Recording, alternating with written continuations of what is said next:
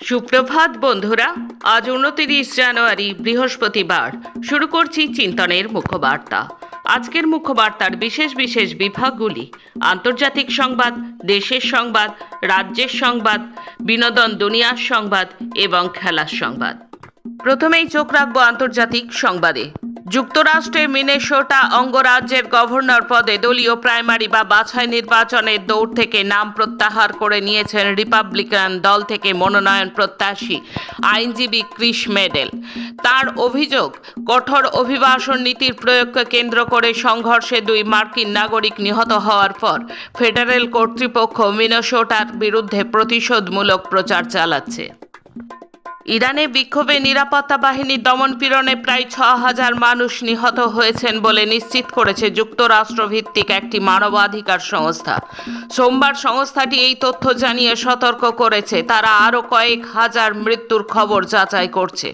প্রসঙ্গত, গত বছরের ডিসেম্বরের শেষ দিকে অর্থনৈতিক সংকটকে কেন্দ্র করে এই বিক্ষোভ শুরু হয়। অল্প সময়ের মধ্যে এই সরকার বিরোধী গণ আন্দোলনের রূপ নেয়। 8ই জানুয়ারি থেকে টানা কয়েকদিন দেশটিতে বড় বড় সমাবেশ ও বিক্ষোভ মিছিল হয়। আন্তর্জাতিক মানবাধিকার গোষ্ঠীগুলো ইরান কর্তৃপক্ষের বিরুদ্ধে বিক্ষোভকারীদের ওপর নজিরবিহীন দমনপীড়নের অভিযোগ এনেছে। জানুয়ারির শুরুর দিকে তীব্র শীতের মধ্যে বার্লিন পাওয়ার গ্রিডে আগুন দেওয়ার ঘটনায় পুলিশ চরম বামপন্থী গোষ্ঠী ভলক্যানো গ্রুপ এর সদস্যদের খুঁজছে। এবার তাদের তথ্য চেয়ে দেশটির সরকার 10 লাখ ইউরো পুরস্কার ঘোষণা করেছে। দেশটির স্বরাষ্ট্রমন্ত্রী আলেকজান্ডার ডোব্রিন্টো মঙ্গলবার এই তথ্য জানান। প্রসঙ্গত, 3রা জানুয়ারি আগুন দেওয়ার কারণে জার্মানির রাজধানী বার্লিনে চরম বিদ্যুৎ বিভ্রাট দেখা দেয়। 5 দিন ধরে প্রায় 45,000 বাড়ি এবং 2200টির মতো ব্যবসায়ী প্রতিষ্ঠান বিদ্যুৎহীন ছিল। রাজনীতির আবর্তে কোণঠাসা বিশ্ব ক্রীড়া জগৎ। টি-20 বিশ্বকাপে ভারত ম্যাচ বয়কট করলেই 315 কোটির মামলা। বাংলাদেশকে সমর্থন করতে গিয়ে কোণঠাসা পাক বাহিনী। ক্রিকেটের পর ফুটবল বিশ্বকাপেও বয়কটের হুমকি। ক্রিকেট বিশ্বকাপ থেকে বাদ পড়েছে বাংলাদেশ, বয়কটের হুমকি দিচ্ছে পাকিস্তান। এই পরিস্থিতিতে ফুটবল বিশ্বকাপও বয়কটের দাবি তুলেছে 3টি দেশ। আমেরিকায় খেলতে যেতে চাইছে না তারা। নেপথ্যে আমেরিকার প্রেসিডেন্ট ডোনাল্ড ট্রাম্পের একের পর এক কঠোর নীতি। স্পন্সর নেই, বিশ্বকাপের জার্সিও নেই। টি-20 বিশ্বকাপে বাংলাদেশের জায়গায় হঠাৎ খেলার সুযোগ পেয়ে অপ্রস্তুত স্কটল্যান্ড। প্রতিদিন নিজেদের শেষ করে দিচ্ছেন তারা। বেড়েছে মানসিক চাপ, নিচে নামছে সামাজিক অবস্থান, প্ররোচনা দিচ্ছে আত্মঘাতী হওয়ার। বাংলাদেশের খাস সরকারি পরিসংখ্যান বলছে গড়ে প্রতিদিন আত্মহত্যার পথ বেছে নিচ্ছেন 41 জন নাগরিক। এর মধ্যে গলায় ফাঁস দিয়ে আত্মহত্যার ঘটনা সর্বাধিক। দেশের জেলাগুলির মধ্যে সবচেয়ে বেশি আত্মহত্যার প্রবণতা দেখা যাচ্ছে যশোরে। আসছি দেশের খবরে। বিমান দুর্ঘটনায় অজিত পাওয়ারের সন্দেহজনক মৃত্যু। বিমান বিধ্বস্ত হয়ে মহারাষ্ট্রের উপমুখ্যমন্ত্রী ও ন্যাশনালিস্ট কংগ্রেস পার্টির প্রধান অজিত পাওয়ার আকস্মিকভাবে নিহত হয়েছেন। বুধবার সকালে এই দুর্ঘটনা ঘটে। এনসিপির প্রধান অজিত পাওয়ার ছাড়াও এই ঘটনায় আরও 4 জন নিহত হয়েছেন। তারা হলেন পাইলট ফার্স্ট অফিসার, অজিত পাওয়ারের ব্যক্তিগত নিরাপত্তা কর্মকর্তা এবং তার এক সহকারী। মহারাষ্ট্রের বারামতি বিমানবন্দরে জরুরি অবতরণের সময় বিমানটি বিধ্বস্ত হয়। বুধবার সংসদের বাজেট অধিবেশনের প্রথম দিনে রাষ্ট্রপতি দ্রৌপদী মুর্মু তাঁর উদ্বোধনী ভাষণে কেন্দ্রের ভিভি রামজি বিলের প্রশংসা করলে সভার বিরোধী সাংসদরা ক্ষোভে ফেটে পড়েন। তাদের প্রবল চিৎকারে সংসদের অধিবেশন কার্যত স্তব্ধ হয়ে যায়। একসঙ্গে বেশ কয়েকজন বিরোধী সাংসদ চিৎকার করে বলতে থাকেন, এই ভাষণ আমরা মানি না, মানব না। ভাষণটি একঘেয়ে, অন্তঃসার শূন্য এবং দিশাহীন। বস্তুত রীতিমাফিক রাষ্ট্রপতি এই দিন সংসদে সরকারের লিখে দেওয়া ভাষণটি পড়ে শোনান। সুতরাং এর মধ্যে যে আপাদমস্তক সরকারের প্রশস্তি থাকবে তা প্রত্যাশিতই ছিল। পশ্চিমবঙ্গ, আসাম, কেরালা, তামিলনাড়ু এবং পুদুচেরিতে আসন্ন নির্বাচনের জন্য কেন্দ্রীয় অবজারভার নিয়োগ করল নির্বাচন কমিশন। এই 5 রাজ্যের নির্বাচনী প্রক্রিয়া নজরদারির দায়িত্বে যে তালিকা প্রকাশ করা হয়েছে তাতে পশ্চিমবঙ্গের মোট 25 জন সিনিয়র অফিসার রয়েছেন। এর মধ্যে 15 জন আইএএস এবং 10 জন আইপিএস। চার রাজ্যের বিধানসভা ভোটকে শিওরে রেখে বুধবার থেকে শুরু হলো সংসদের বাজেট অধিবেশন। 1 ফেব্রুয়ারি বাজেট প্রস্তাব পেশের আগে বৃহস্পতিবার যৌথ সভার সামনে দেশের আর্থিক সমীক্ষা 2026 তুলে ধরবেন মুখ্য অর্থ উপদেষ্টা ভি অনন্ত নাগেশ্বরন। অর্থাৎ আগামী অর্থ বছরের বাজেট পেশের ঘড়ির সেকেন্ড গোনা শুরু হয়ে গেল। এই বছরই রয়েছে পশ্চিমবঙ্গ, তামিলনাড়ু, কেরালা ও পুদুচেরি বিধানসভা নির্বাচন। ফলে এবার বাজেটে যে ভোটের প্রতিফলন পড়বে সে কথা অনেকেই অনুমান করছেন। ভোটারদের মন জিততে কেন্দ্রীয় অর্থমন্ত্রী বিশেষ করে পশ্চিমবঙ্গ, তামিলনাড়ু এবং কেরালার জন্য মন ভোলানো প্রকল্প ঘোষণা করতে পারেন। ইউরোপীয় ইউনিয়নের সঙ্গে মুক্ত বাণিজ্য চুক্তি ভারতের, অনুমান কমবে জিনিসের দাম। নজরে ডিফেন্স সেক্টর, প্রতিরক্ষা খাতে ব্যয় বৃদ্ধির প্রতিযোগিতায় ব্যস্ত এখন রাষ্ট্র নেতারা। খুচরো টাকার সংকট মেটাতে চালু হচ্ছে এবার হাইব্রিড এটিএম। আধুনিক মোড়কে বৈদিক ভারতের জ্ঞান বিশ্ববাজারে ছড়াচ্ছে পতঞ্জলি। এখন রাজ্যের খবর। অবশেষে গ্রেপ্তার নাজিরাবাদের ডেকোরেটরের গুদামের মালিক গঙ্গাধর দাস। ঘটনার পর থেকে পলাতক ছিলেন তিনি। মঙ্গলবার রাতে তাকে গ্রেপ্তার করেছে পুলিশ। পুলিশের পক্ষ থেকে জানানো হয়েছে গঙ্গাধরের বাড়ি পূর্ব মেদিনীপুর জেলার খেজুরি থানার অন্তর্গত পূর্বচড়া গ্রামে। 40 বছর আগে নিজের এলাকায় ডেকোরেশনের ব্যবসা শুরু করেন তিনি। পরে বাইরের থেকে বিভিন্ন সাজানোর জিনিস কিনে ব্যবসা বাড়ান।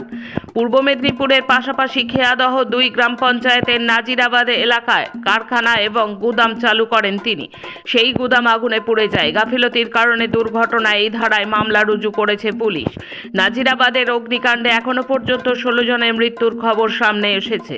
নিখোঁজ অনেকেই। বুধবার নাজিরাবাদের ঘটনার প্রতিবাদে এবং পরিবেশের ভারসাম্য নষ্ট করার প্রতিবাদে বামপন্থী দলসমূহ পুরো রাজ্য জুড়ে মিছিল করেন।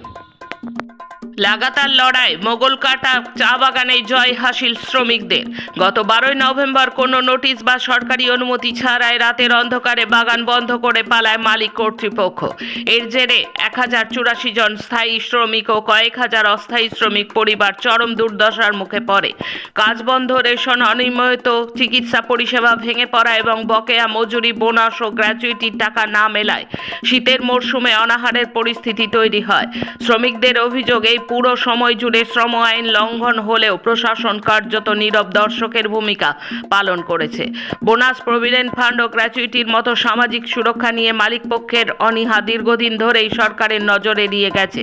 বন্ধ বাগান নিয়ে সময় মতো বৈঠক না হওয়ায় শ্রমিকদের ক্ষোভ আরও বেড়েছে। দীর্ঘ অনিশ্চয়তা ও লাগাতার আন্দোলনের পর অবশেষে শ্রমিকদের ঐক্যবদ্ধ সংগ্রামের সামনে পিছু হটতে বাধ্য হলো মোগলকাটা চা বাগানের মালিকপক্ষ। জলপাইগুড়ি ডেপুটি লেবার কমিশনার দপ্তরে অনুষ্ঠিত ত্রিপাক্ষিক বৈঠকে বাগান খুলে দেওয়া ও শ্রমিকদের সমস্ত বকেয়া মজুরি পরিশোধের লিখিত আশ্বাস মিলেছে। ঘোষণা অনুযায়ী 30 জানুয়ারি বাগান খুলে পরদিনই শ্রমিকদের বকেয়া মজুরি, বোনাস ও অন্যান্য প্রাপ্য মেটানো হবে। এসএলএসটি দাগি শিক্ষক এবং অশিক্ষকদের তালিকা দিল এসএসসি। কেন দাগি তাও বলা হলো বিজ্ঞপ্তিতে। বুধবার এসএসসি একটি বিজ্ঞপ্তিতে জানিয়েছে ওই দাগি চাকরি প্রার্থীদের কেউ কঠোর নজরদারির পরেও 2025 সালে এসএলএসটি নিয়োগের দ্বিতীয় প্রক্রিয়ায় যদি অংশগ্রহণ করে থাকেন এবং তাকে চিহ্নিত করা যায়, সেই মুহূর্তে নিয়োগ প্রক্রিয়া থেকে সরানো হবে। এরপর দাগি শিক্ষক অশিক্ষকদের দীর্ঘ তালিকা দিয়েছে এসএসসি। তাতে চাকরি প্রার্থীর নাম, রোল নাম্বার, তিনি কোন পদে চাকরি করতেন, বাবার নাম এবং পরিশেষে লেখা হয়েছে কেন তিনি দাগি হিসেবে চিহ্নিত হয়েছেন। তাতে বলা হয়েছে কেউ কেউ প্যানেলের বাইরে থেকেও চাকরি করেছেন, কারো ওএমআর শিটের নম্বর সংক্রান্ত জটিলতা রয়েছে, কেউ আবার তালিকার নিচের দিকে থাকা সত্ত্বেও উপরে জায়গা পেয়েছিলেন। মূলত এই 3টি কারণ দেখা গিয়েছে। অশিক্ষক কর্মীদের ক্ষেত্রে দাগিদের সংখ্যা 3512, দাগি শিক্ষকদের সংখ্যা এসএসসির দেওয়া তথ্য অনুযায়ী 1806 জন। কলকাতা হাইকোর্টে তীব্র ভর্ৎসনার মুখে রাজ্যের কারা ব্যবস্থার বেহাল অবস্থার প্রশ্নে তৎপর হলো নবান্ন। বুধবার বিচারপতি দেবাংশু বসাকের নেতৃত্বাধীন ডিভিশন বেঞ্চে মামলার শুনানির পর বুধবার বিকেলে হাইকোর্ট কর্তৃপক্ষের সঙ্গে বৈঠকে বসে রাজ্যের প্রায় সব জেলেই 3টি বড় সমস্যা প্রকট আকার নিয়েছে। অতিরিক্ত বন্দীদের সমাগম, পর্যাপ্ত সংখ্যক কর্মীর অভাব এবং পরিকাঠামোর ঘাটতি। আদালতের একের পর এক নির্দেশ থাকা সত্ত্বেও এই 3টি ক্ষেত্রে বাস্তব অগ্রগতি খুবই সীমিত। এই পরিস্থিতিতে অবসরপ্রাপ্ত কোনো বিচারপতির নেতৃত্বে একটি উচ্চ পর্যায়ের কমিটি গঠন করে গোটা বিষয়টি খতিয়ে দেখার প্রস্তাব দেয় রাজ্য।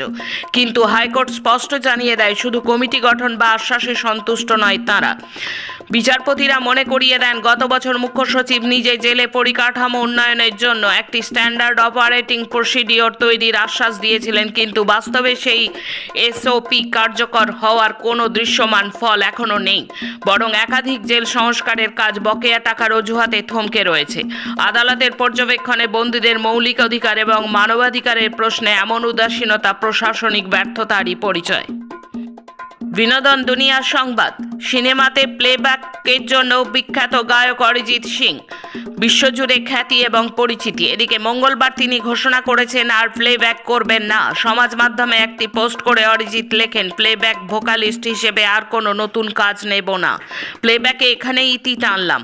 এত সুন্দর কেটেছে এই সফর, ঈশ্বর সত্যিই আমার প্রতি সদয়। আমি ভালো সঙ্গীতের ভক্ত, ভবিষ্যতেও সঙ্গীত জগতে আরও নতুন কিছু শেখার আশায় রইলাম। একজন সামান্য শিল্পী হিসেবে আমার কাজ এগিয়ে নিয়ে যাব। শেষে খেলার খবর। ক্রিকেটে না, শুটিংয়ে হ্যাঁ। বিশ্বকাপে দল না পাঠালেও এশিয়ান চ্যাম্পিয়নশিপে আসছে ওপার বাংলার দল। 2রা ফেব্রুয়ারি থেকে দিল্লিতে শুরু হবে Asian rifle and shooting championship.